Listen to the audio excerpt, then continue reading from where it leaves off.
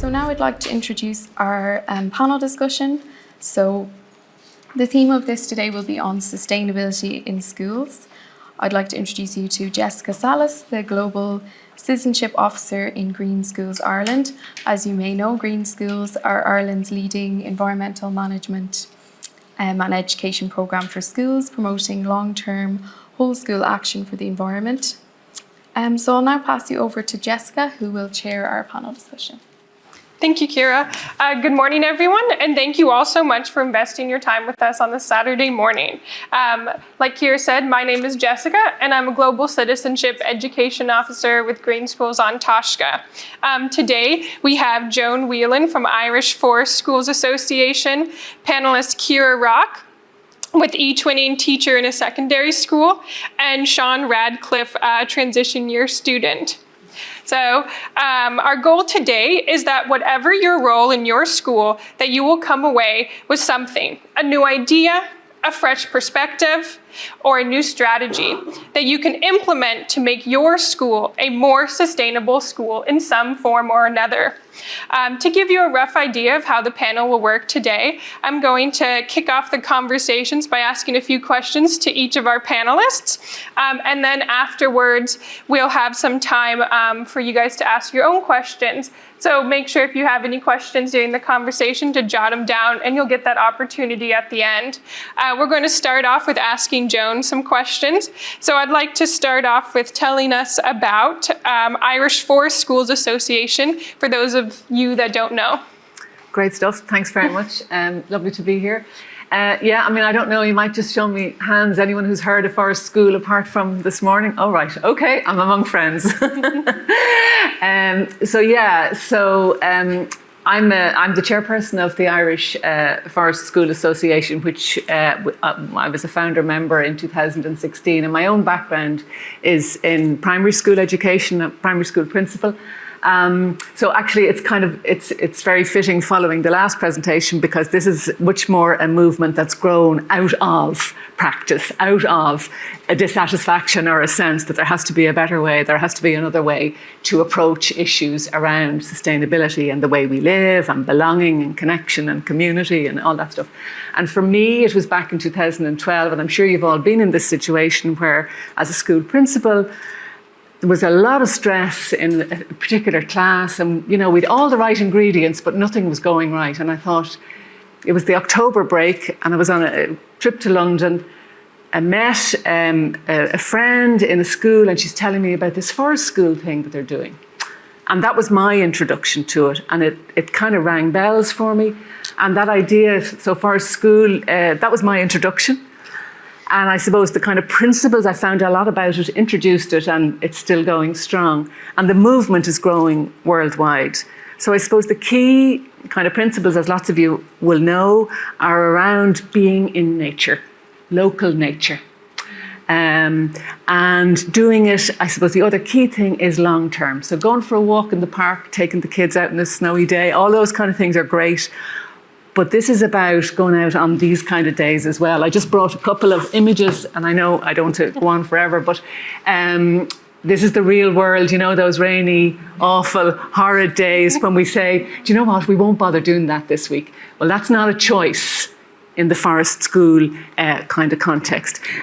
So it's about, I suppose, building, rebuilding, reconnecting with the natural world, all the things that we've been talking about this morning, in a way that kind of works for all of us, for nature, for the adults, the leaders, the teachers, the elders, the pedagogues, and for the young people. So it's about a holistic approach. And just finish on that whole idea of, for people in education, we've all the policies, and you mentioned it this morning about how do you implement the policy.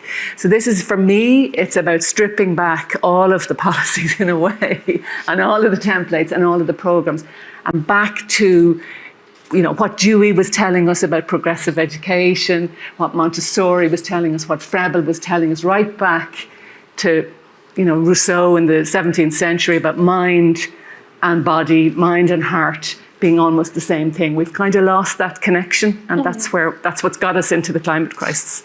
So that's just a kind of a broad brush stroke of where I think, or what I think Forest School That's fascinating. is about. To kind of take that a step further, what do you think are the main benefits of teaching this way and reconnecting to nature for students and teachers? Yeah.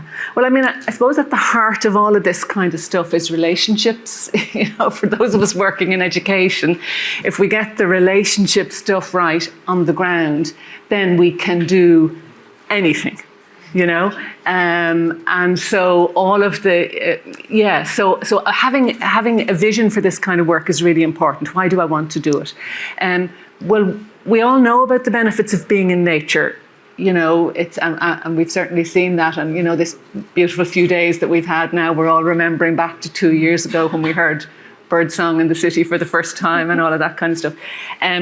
But the restorative impact on us and on young people around things like building resilience, on those horrible, wet, cold days, how I cope with that sort of stuff seems to have an impact. And this is what the research is telling us. When you look at that little lad working away there on his task of cutting a piece of wood, for a lot of children, that whole resilience thing, sticking at a task, commitment, which builds a sense of I can do this. So that's about competence. So it's all about that, having choices, all of those kinds of things bring us back into a higher quality learning environment. So the benefits are there. It's not easy work. Sometimes people think, oh my God, let's just, it's hard work like any educational piece, but it works. It definitely seems worth it to implement it. So kind of as a final question, if there was a teacher here today that wants to get involved with Forest Schools, what advice would you give them to get the ball rolling in their school? Well, I think a great way is to, check out what's available from, say, the Irish Forest School Association.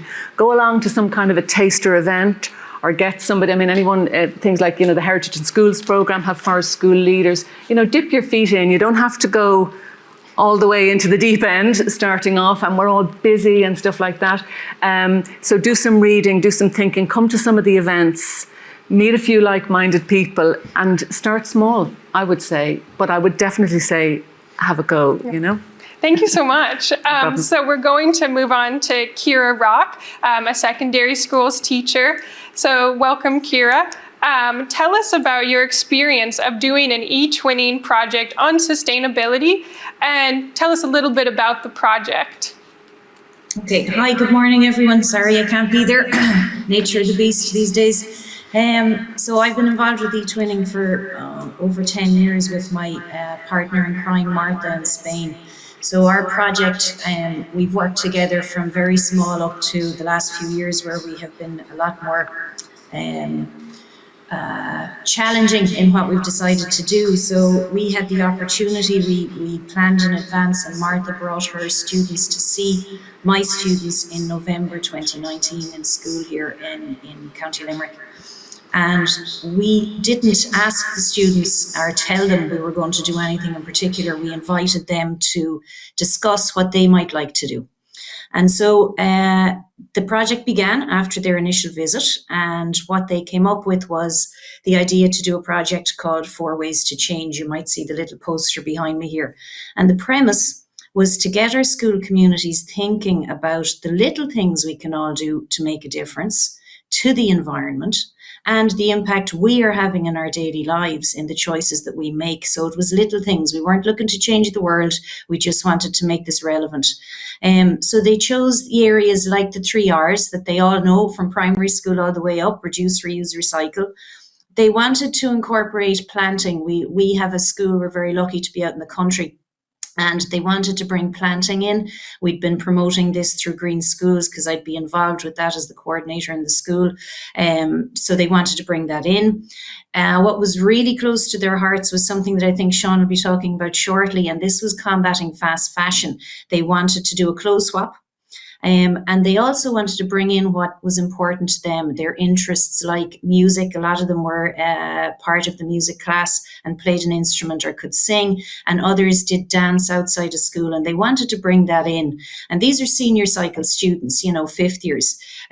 So the fact that they would take this on and lead it in the school meant that it would have a bigger impact than me asking students to do X, Y, or Z. So that's what they did. That's what the project was about. And they did see it through despite lockdown.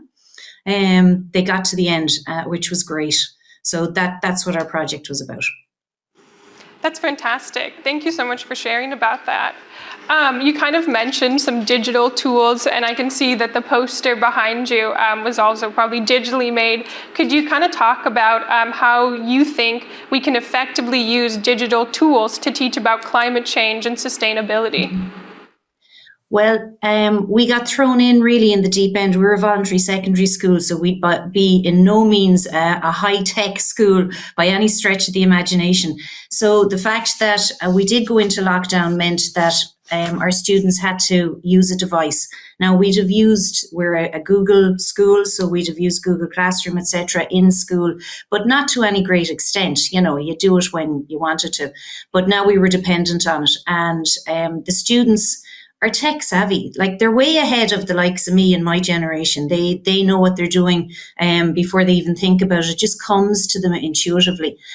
So the fact that digital tools became a necessity, really, I think what it showed me is, whatever my ignorance about it, the students are all over it. They know what they're doing. And if we're going to kind of convince them to take part in things and to lead projects going forward, we have to use the digital tools. We have to make them our friends. And, you know, thanks to the pandemic, that is part of our practice now. I use them a lot more than I would have before, but it's an easy way to draw students into something that you're doing too, because it's in their realm of their reality. You know, they're dependent on their phones. It's like their third arm. So I harness it now as part of our classroom work. But of course, you can only do that when you teach safety, internet safety, and use all the tech tools and stick to your school policy for digital tools also. But we use loads of them. Etwinning itself has a fabulously safe space for conducting these projects called Twin Space. So if your school is worried about that internet safety, that's one box ticked. Okay. We used all kinds of apps. And I would suggest some apps. The Spanish school had others, but the students came up with their own as well. And, you know, that's what you want to do, be willing to use them as long as they're safe. So we use Prezi, we use PowerPoint, Google Slides, Pic Collage, all kinds of stuff. And, you know, in fairness to the students, working with the teachers that were in Spain, because it was the music teacher who ended up making the music video that they had kind of composed themselves and combined with rap, etc. They developed their own skill set as well with digital tools. So my advice now is, you know, embrace them. You probably already have, but use them to your advantage now. Use it as the motivation tool to bring students along with whatever you're teaching, even if it's not an etwinning project. They're definitely, you can't teach without them now, I don't think. Thank you so much for sharing that. I think you're absolutely right. Technology has developed so much over COVID, and it looks like you and your school really adapted well to it. Kind of moving on, do you think was the impact of the project on your students? And do you believe that the project created positive changes on a school level? Okay, so the impact of the project was huge, actually. The fact that they had decided that this was their project to begin with and they were leading it meant that they had the motivation to continue on despite the setback of the pandemic. Things that we would do together collaboratively in class, they kind of had to do on their own, which was much harder and a much more difficult task when you're doing it through the medium of a foreign language. But the fact that it was theirs, it was ownership for them, it gave them the resilience to keep going, you know, and it just like we've been mentioning today, it's all about this sort of whole idea of well-being and resilience. And certainly the project in a pandemic built both of those areas. Their focus on the planting, for example, getting back to nature, not a forest school, but, you know, back to nature, putting their hands into soil, seeing things grow, harnessing a tire to turn it into a flower pot, you know, making them creative about their own environment was fantastic, just for my own students. But the wider impact on the school community when we shared what we had done, etc., has actually developed this year into a project that was taken on by a TY teacher who said, we saw what you did and we thought it would be great to get TYs thinking about how they can do something in their own gardens and their own homes now. And so they had a competition on, building a bird box or a little house or hut for hedgehogs, and the students had to come up with their own ideas. And they had a competition doing this. So an interest has been sparked across the school community, not just through Green Schools, but with the environmental officer as well. So, on a wider level, it has certainly had an influence. Fantastic. Your students seem so motivated, and it seems like there was really a ripple of change throughout your whole school.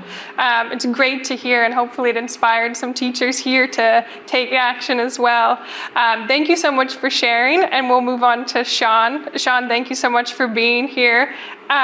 So kind of to start off with the Bauhaus, how would you picture your dream school? Just give us kind of some background on what your ideal dream school would be. Okay, so hi everyone, it's great to be here. This is definitely a tough one. I could probably go on forever about the small things that everyone can learn about, like natural light and reusing things, but immediate things we could bring in would be to reuse school books and clothes, but in a more relevant sense, and more importantly in terms of building and teaching style.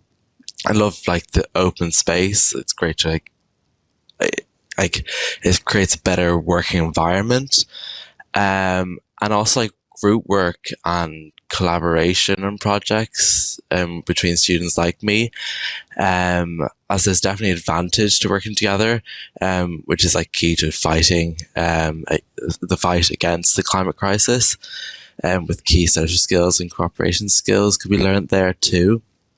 So I'm quite lucky in my school to have a lot of green space and have a lot of areas for work and environmentally conscious practices. But the introduction to other schools and further in my school for recycling and engagement in activities such as class gardening, sustainable schools can become more widespread and stick with students as they grow older. And it's all great to talk about, but what I always struggle with at school is the lack of motivation among students. I have a Green Schools committee at school, but it's only a small percentage of people who are in the student body. So it's a lot about the attitude, and that comes from students themselves, but also teaching, which I'd love to see in my dream school.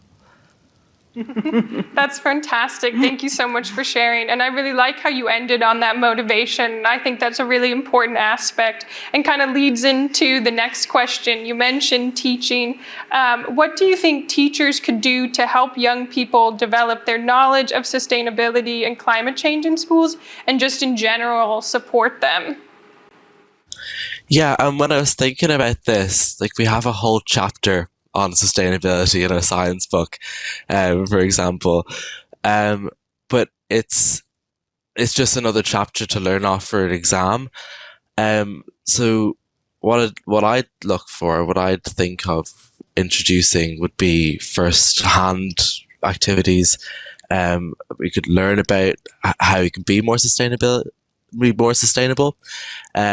and also the impact of the activities and the actions that we could take as individuals, as a school, and as a community as a whole. So I've noticed in school, when I go with a Green Schools peer around to each class, during Climate Action Week, for example, to talk to all the students about statistics and what's going on at the moment. I remember going around and talking about COP26 when that was on, is also the lack of motivation and good attitude. So I'd look for a more all-togetherness, if that's a word, attitude, which would involve teachers creating, but also students and the rest of the community bringing guest speakers. We were very fortunate to have guest speakers who were on their way to COP26 to talk about their experiences at my school, but in other schools also, because it is all working together to combat the crisis. Thank you. That was really interesting. So you kind of mentioned going into different classes with the Green Schools Committee and updating, and Ciara mentioned that you did a swap shop. So kind of along with that, with your experience being on the Green Schools Committee and now being a climate ambassador, working on such projects as the swap shop, and you also mentioned to me that you worked on a TG4 documentary with your school titled Clean Bay. What do you think is the key to having a successful project in schools where students are both passionate and involved?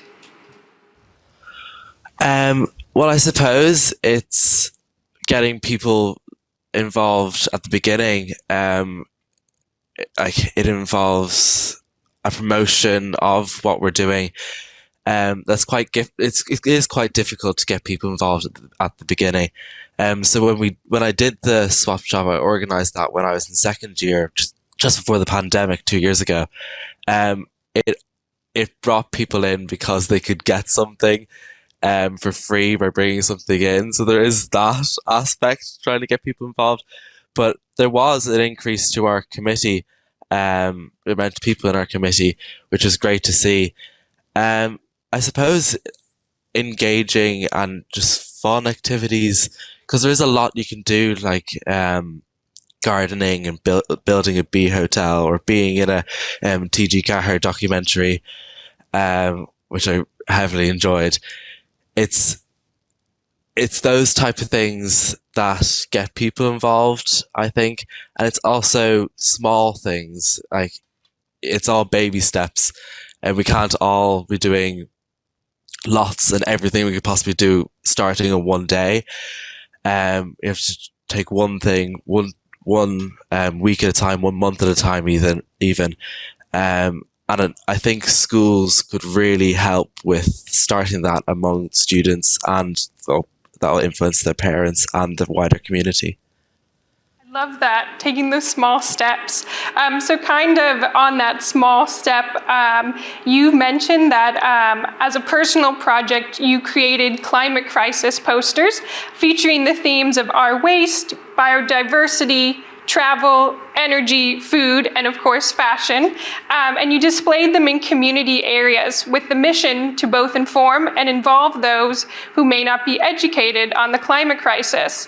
With this in mind, how do you think your dream school would influence and connect with the wider community? And how do you think creating and displaying artwork like you did with those posters plays a role in your dream school? Yes, so I'm really happy with the work I did in that project. I started that in January just this year, a couple of months ago. I took a week off school, we were allowed, and I started working on it. I suppose getting those 6 themes, it was hard to pick 6 themes that people would be interested in, but now having this project displayed in my local parish, it does get more people involved, and I do connect it to I have a poster that's my opinion on the theme, and some of my peers' opinions on the theme and what we do personally. So it is difficult for me to do a certain amount of things as only a 16-year-old. But if I can do it, then others can as well. So it is difficult to get people involved, but luckily we have a great band of people in the parish and at school. It's baby steps again. I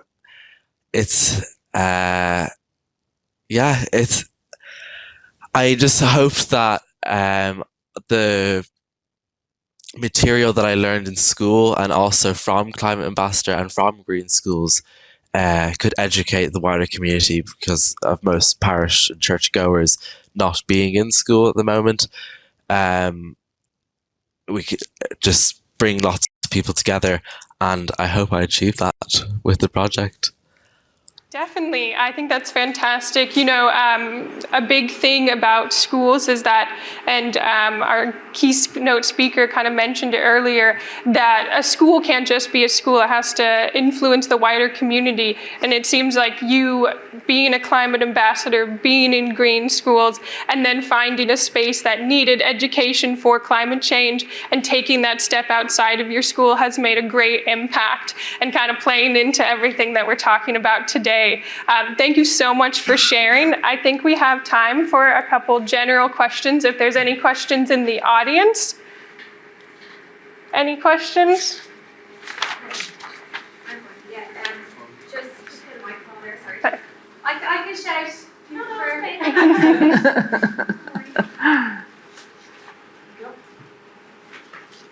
Thanks. It's a question for Joan. Question for Joan.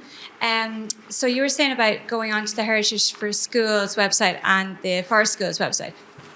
Is there something else that I could do Monday morning, first action in the door, Monday morning, how can I start? Primary school. Yeah. And I think that picks up on the point that was made about starting small or starting where you're at. Some people are on for a big project and you go for the big projects that we were talking about earlier. But if you want to make this last over time, so I would highly recommend, this book is called Learning with Nature. And it's just really nicely produced and easy to navigate. But there's like tons and tons of really nice nature connection type ideas that are suitable from littlies in early years right up to wherever, and pick one and have a go if you give that 10 minutes once a week or whatever. The other kind of really sort of nice, the important thing about this is taking our key from nature for me. And if you think of how time happens in nature, and the sort of long-livedness of a tree, for example, 200 and odd years. And we're trying to, all the time, we're racing the clock, we're at it this morning as well here, so it's about just, 5 minutes for me as a teacher as well as an adult, I walk along the canal, for example, a lot. And for years and years, I never noticed the canal except just a kind of a big body of dirty water. And then I got into this kind of stuff, and that little bit of more, mindfulness is very overused, but like when you're walking, noticing. So on your way to work or on your way to school, or just noticing, not in any big way, but noticing what's around you, noticing the sounds. And actually, there's something that brings us back down. And I'm talking as adults now on our way to work, to put us into that frame of mind, and that's taking from how nature teaches us to kind of live well. So that's the kind of thing, or taking the kids out regularly for a short, to a local, to the yard or whatever. But again, you need to be in the mindset, if I'm going to do this regularly, hail, rain or shine, then they need to have the right gear available to them. So there's a few little bits you need to have in place. But if you have the bits in place, go for it, And can I mention one other resource? Yeah, of course. Is that all right? Just again, I think we need to nourish ourselves in all of this kind of work as well. And this is a really nice book if you think this is all a bit iffy, faffy, kind of hippy-dippy sort of stuff. It's called Braiding Sweetgrass. Some of you may have come across it. It's by a woman called Robin Wall Kimmerer. And it's talking about how, if you like, science and nature interconnect. We need both, and we certainly know that from the last number of years. But it's about how these so in our schools, my belief is that we've overdone the mind stuff, the rational stuff, the head stuff. We need it, but we've overdone it, and we've gone out of kilter. And so this is just a really nice read. It's just a bedtime type read, but really powerful stuff. Sorry. Great, thank you so much for sharing that. Are there any other questions from the audience or questions on the online chat? Nothing online? Okay, I have a question for each participant.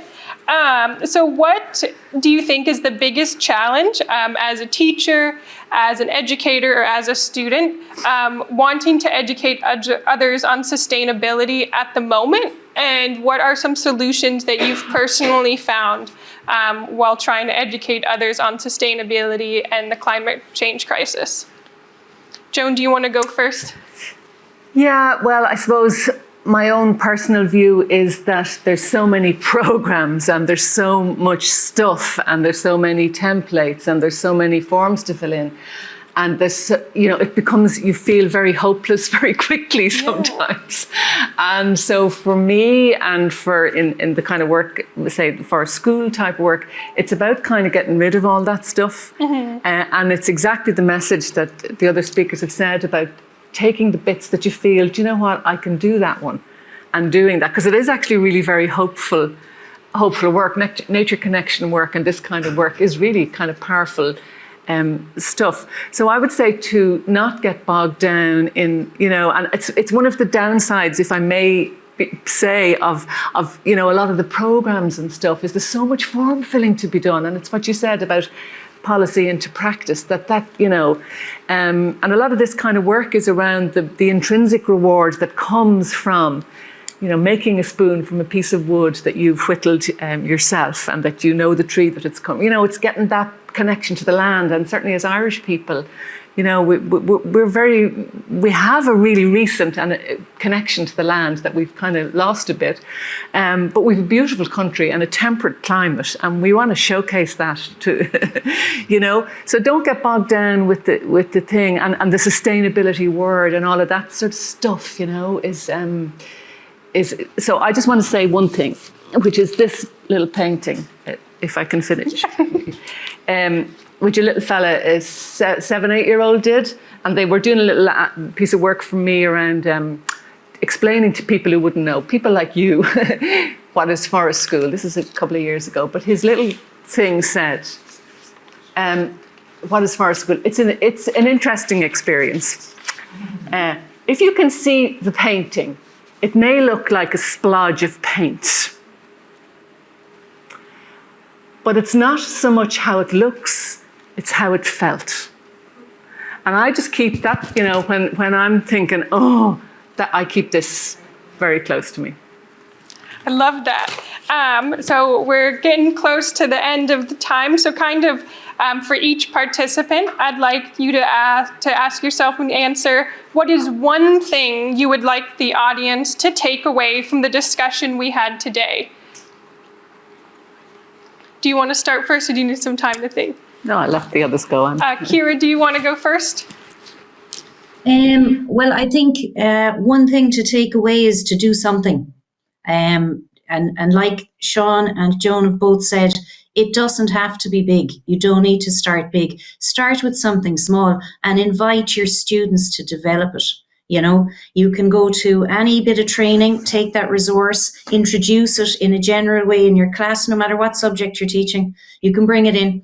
Just need to be a bit creative and open it up to them. Get them to get involved. If you don't do that, you won't have buy-in. You may as well be speaking to the wall, and from that level then have discussions with your colleagues. The drip effect across 10 teachers as opposed to one constantly banging on about whatever it might be is much better and much bigger. So that's what I would do. Do something small, it'll grow big. Amazing, I love that. Sean, do you want to go next? Yeah, and again, baby steps. Something small, make it manageable, enjoyable, and have hope when doing it. Have hope, keep it up, just the small little things you can do. Just keep knocking away at them and ticking the next one off. Because I'm nowhere close to being as green as I could be, but I can't do everything at once. But I keep moving up on the list. Incredible, thank you so much. And would you like to finish up?